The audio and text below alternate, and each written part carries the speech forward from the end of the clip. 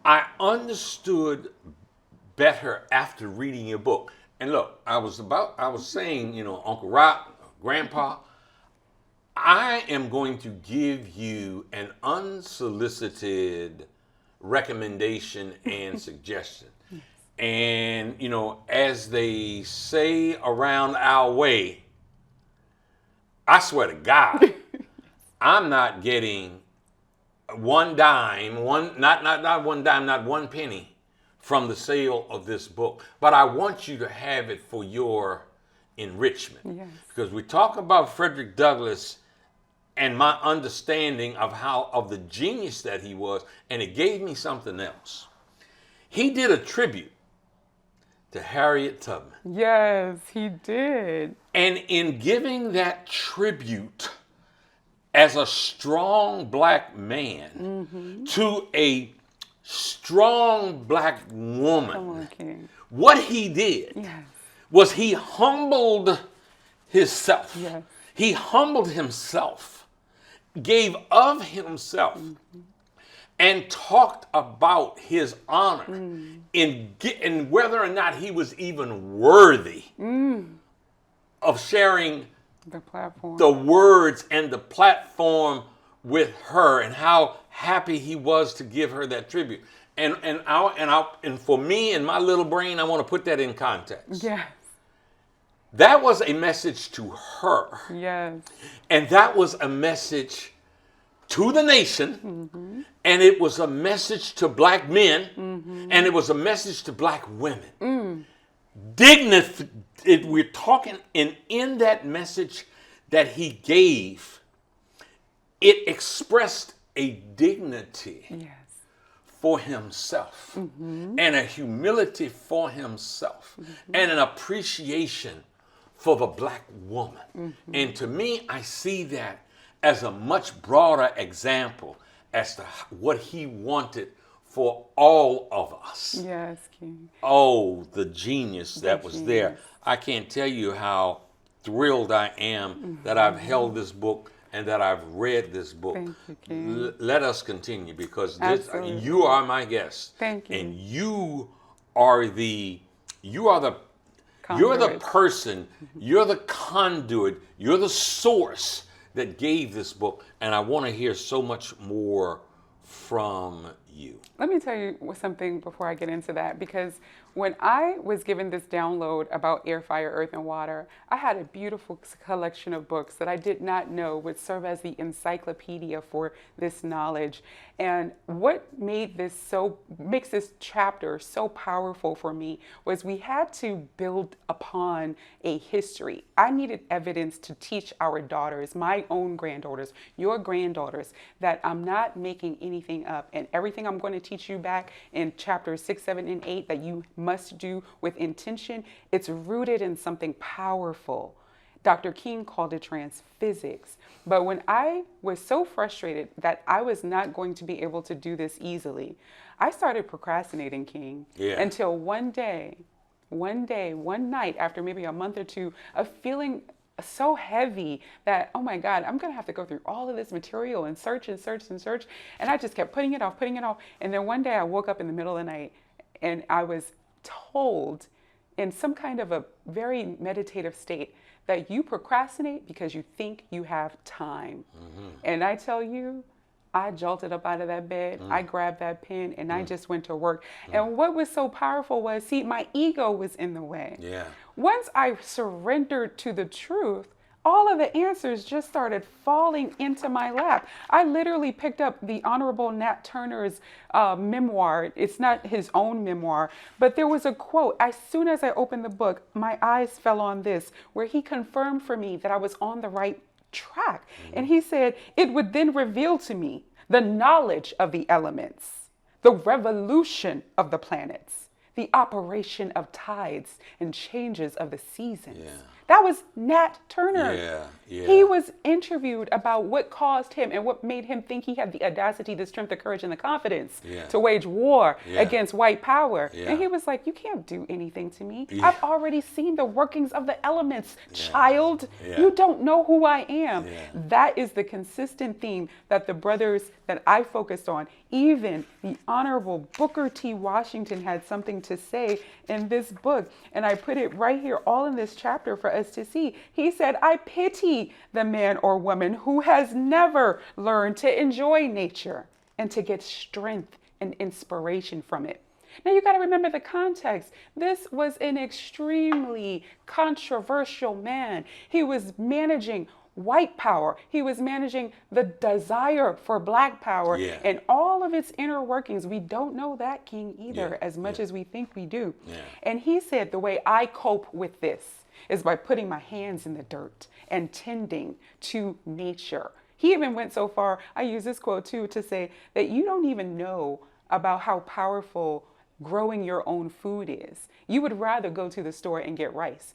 Now, I'm teaching people in many ways with my work on food that it's so important for us to cook our food. You know, go to the grocery store. We think we're impressing somebody. Honey, Booker T. Washington wasn't impressed by you going to the store and getting rice. He thought that was lazy when you can get your own sweet potatoes out the ground. So we've come a long way from self-sufficiency and freedom and health. But anyway, now that we have this foundation with the Honorable Nat Turner, the Honorable Frederick Douglass, Booker T. Washington weighing in, Dr. King, 115 years after Frederick Douglass drops that bombshell that literally triggered the Civil War in the spiritual realm, he comes and drops a jewel on us that relates to Bull Connor. Because what he's talking about is on the night of his assassination, the night before his assassination, he drops a jewel so big and so impactful and so powerful, it shocked me to the core that I had never noticed it before, and that all of the research, once it illuminated in my mind what he was saying that night, I went on a Google search and I was looking like crazy. What is this transphysics? What is this? Where is it? Not a single soul had touched on the topic. Now, here is what happened. It's the night before his assassination. He's in Memphis, Tennessee, and he has the onerous task of uplifting the downtrodden spirits of those people in that audience of that church. And he also has to manage his own emotions, because I believe deep down in his core, he knew he was leaving us that. And in case y'all impotent people don't understand or don't know or forgot, he was there on behalf of sanitation workers. You know how some of us are too fast to pass by those that we think don't kind of measure up to our standards of who we are? My mama used to say people like that, they think they such a much. But I'm talking about what she's talking about, and that is Dr. King being in Memphis for the sanitation workers. I'm sorry. No, King, that's powerful. And that's powerful because it's so important, because how we treat the least of these. That's his living legacy. I mean, he literally went out on that note. But really what he did was he went up, because before he left here, he left us with a jewel that I'm so honored to be able to expose. And here is where we can really glean it. He talked about the fact that back in Alabama, Bull Connor didn't know history. He said he knew a kind of history. He knew a kind of physics that somehow didn't translate to the trans physics that we knew about. And I said, oh my goodness, what is he talking about? Well, think about the context, because here you have Bull Connor was known for pulling out those fire hoses. Right? And so that was one of the most dreadful aspects of the civil rights protests. Those fire hoses, it felt like you were having the air pushed out of your lungs violently, plus the attack on the body and the push. It was terrible. But what our brilliant Dr. King does, and I just want to read it here because it's so powerful. I don't want to mess up a word, because this is the key to transphysics. He said, Bull Connor next would say, turn the fire hoses on them. As I said to you the other night, Bull Connor didn't know history. He knew a kind of physics that somehow didn't relate to the trans physics that we knew about. And that was the fact that there's a certain kind of fire that no water could put out. And we went before the fire hoses. We had known water. If we were Baptist or some other denomination, we had been immersed. If we were Methodist or some other, we had been sprinkled, but we knew water. That couldn't stop us. And we just went on before the fire hoses, and we would look at it, and we'd go on before the dogs, and we would look at it, and we would raise our heads, and we would just go on singing. Just over my head, I see freedom in the air. Did you hear it, King? If I wasn't tethered to this microphone, I'd get up and do a church kind of Let's do it together.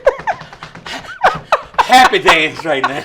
And if they came along with the complexion, with the collection plate, I'd give them all of my money. Come on. Take my credit card too. In all seriousness, King, this is the most important part of his speech. It's the least reported. It's the most undervalued, and no one has ever pointed misunderstood. out and misunderstood, if or even heard, because this required spiritual hearing. Yes. This is why I say we got to focus on the head, our daughters, because there's an eyesight at the physical level, but there's a spiritual eyesight that I call divine vision. Mm-hmm. There is hearing at the physical level, but there's divine listening. Mm-hmm. See, these people were speaking in metaphors. They were speaking in metaphors largely because sometimes to speak directly would be dangerous to the speaker and to those who they were trying to save. Mm-hmm. Remember, this is freedom and health. We must never separate the two. Mm-hmm. They must always be married. And therefore, the things that we are going to teach our daughters about staying away from bondage beauty, which you were referring to in another one of your shows, about the destructive relationship we have with our hair, about the destructive relationship even we have with our nails. Can you imagine Queen Mother Harriet Tubman with acrylic fingernails stretched out 4 inches long, trying to wade her way through the water or dig her way into the earth or climb or scale a mountain? These are the things that she did. Yes. So she needed every follicle of her body to be functional, to be active. In other words, health was about freedom. I'm going to ask you on that note, I'm going to ask you to walk into, explain, exemplify your term, sacred wellness. Sacred wellness is different from just regular wellness in the fact that it is connected to our purpose as women. In other words, we need the energy, the resources, and every aspect of our human being, whether that's physical health, spiritual health, or mental health, in order to fulfill our weight in the world. These are some extremely dangerous times that we are living in. And ironically, they're very much akin to the times that the very people we're talking about right now had to wade through.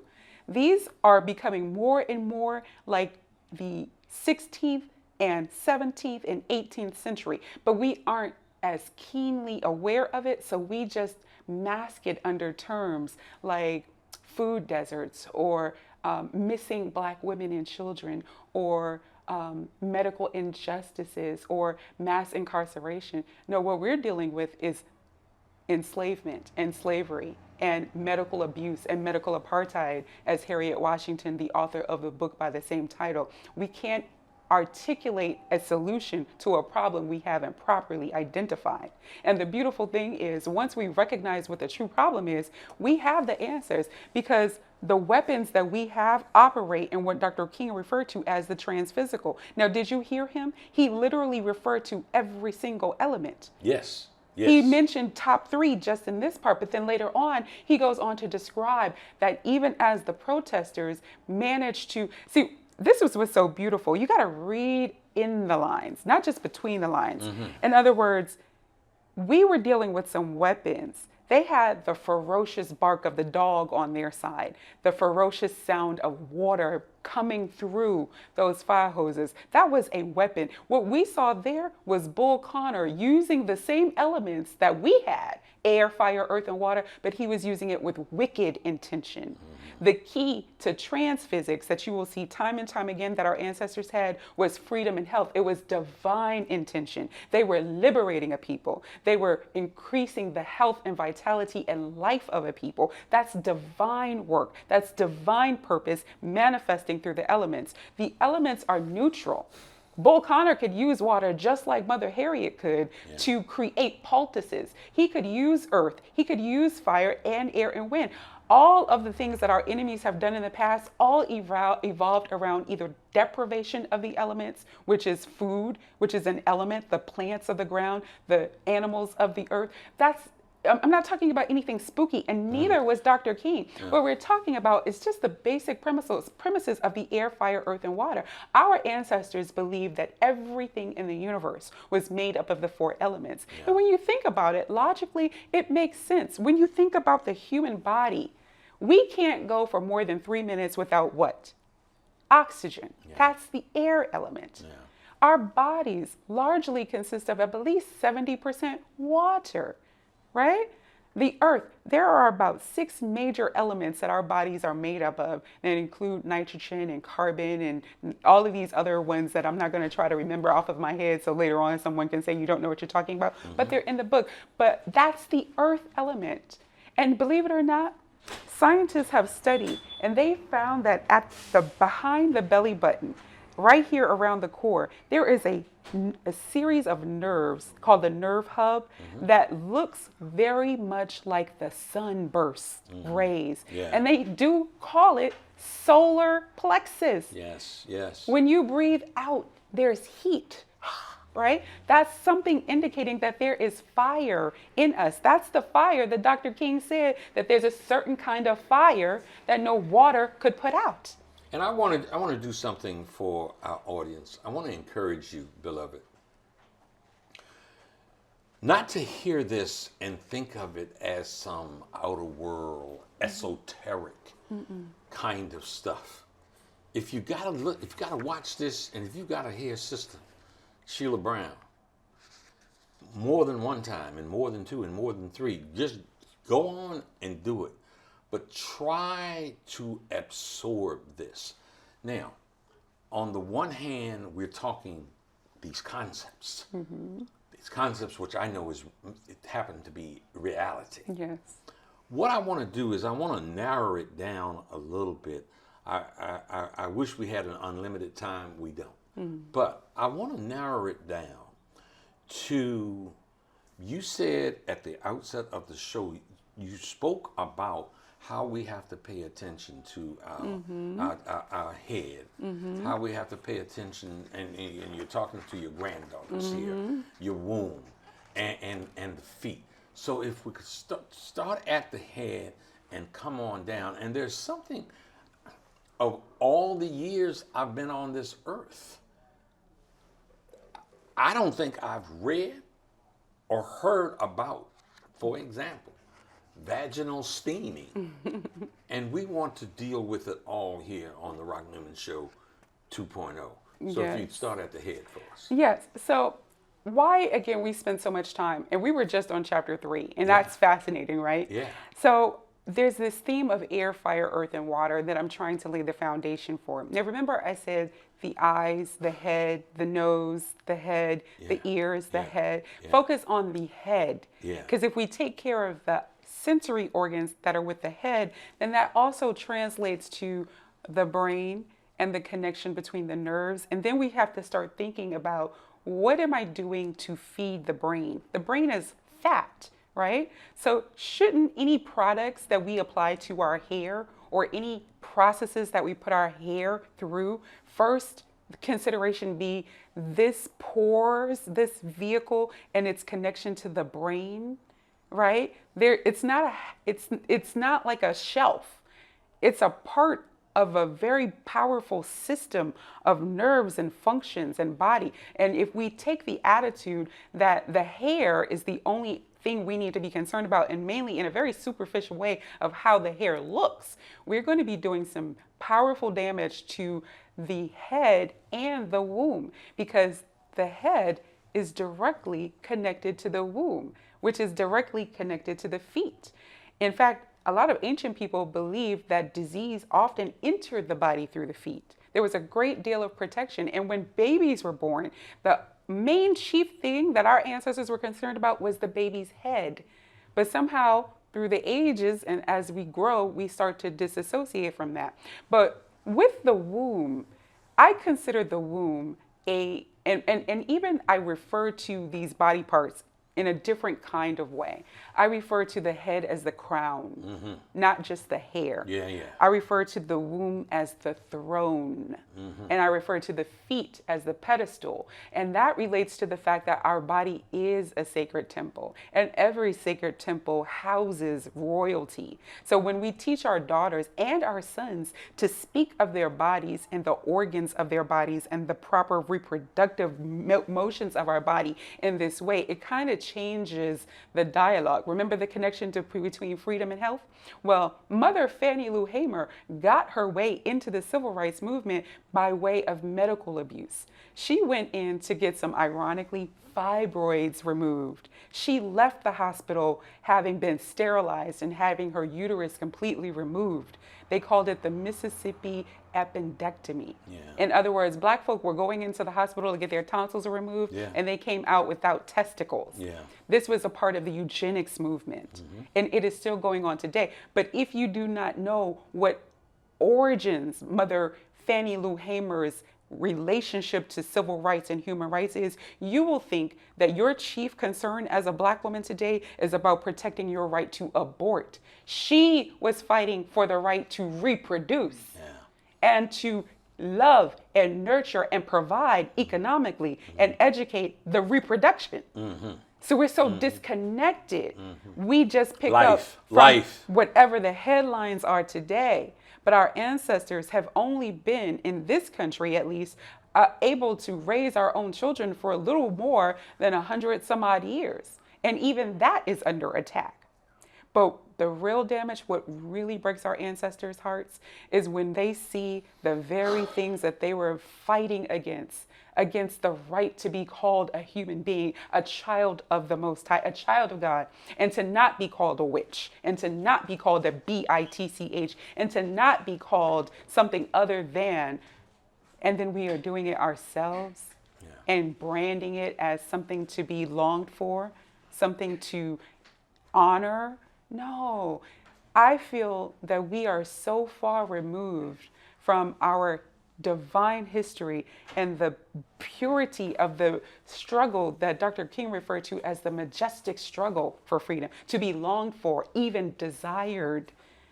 We're so far removed from it. Part of my job with this book was to remind us of that. But in terms of the eyes and the elements, I want our daughters and sons to understand that everything I'm teaching them at the beginning of the book makes sense. I say that the eye corresponds to the fire elements.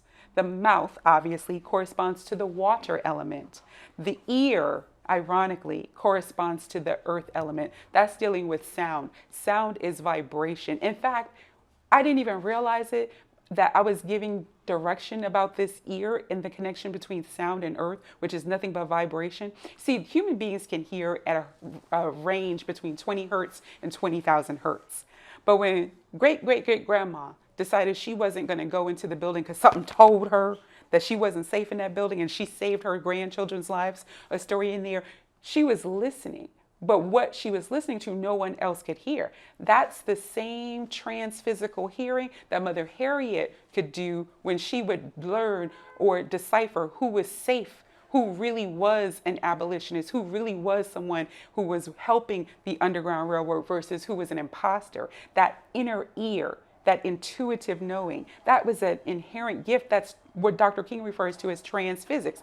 So even the word earth corresponds to ear. The first three letters of the word earth are ear.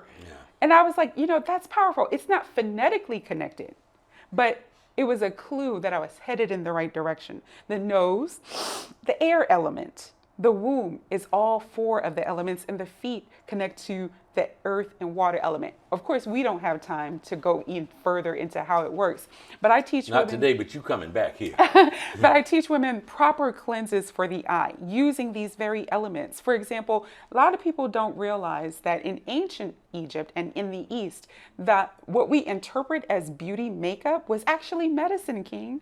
That liner that you see, that blackened part of the eye, was actually a compound that included lead that ancient medicine people used so that they could help fend off eye diseases. One of the chief eye diseases of ancient times was blindness. And so how did they do that? Well, people in that region of the world, North Africa, the Middle East, all of which were people of African descent at some point, oftentimes... That must mean Jesus was black. Hey, you heard it here. Yeshua said it himself, right? But the powerful thing is what we think of as ancient cosmetics was actually ancient medicine. What those ancient medicine people realized was that when you take lead and apply it to the eye, so they mixed what we call in Arabic kohl or kohol, that's the liner. You will see that both men and women wore it. Now, you aren't going to find, let me correct that, some of the most masculine men you will find in the Middle East. So they weren't wearing that black liner because they wanted to be pretty.